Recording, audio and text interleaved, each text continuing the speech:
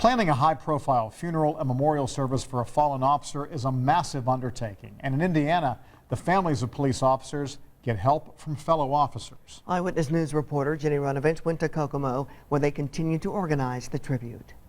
While many community members continue to memorialize Deputy Kuntz here at the Justice Center with flowers and flags and notes of appreciation, the services next week are much more formal and filled with tradition, and there is a team in Indiana that's been planning those for more than 20 years.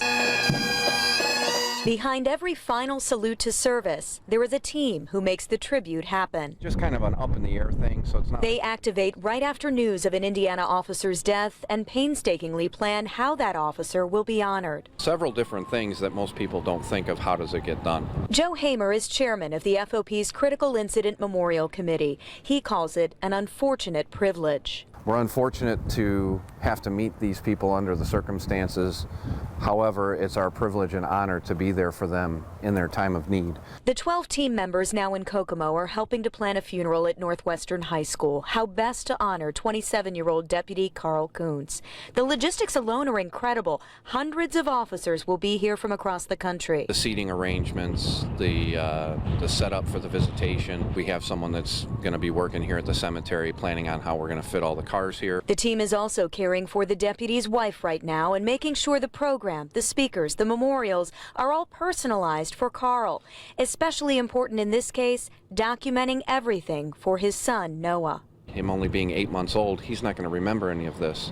So to be able to document it and capture those things for him, how much his father was loved and how much his father's sacrifice was appreciated.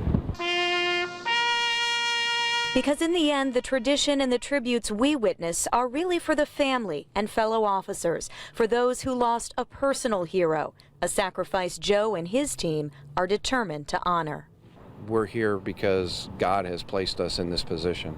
He's given us the ability to be able to be there for these people. Joe tells me they're still working out those personal details, including speakers for the funeral on Tuesday, and also very important in this case, documenting all of it for the deputy's young son.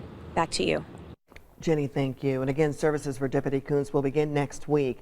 Visitation is set for Monday from 1 to 7 at Northwestern High School, where the deputy also served as a resource officer.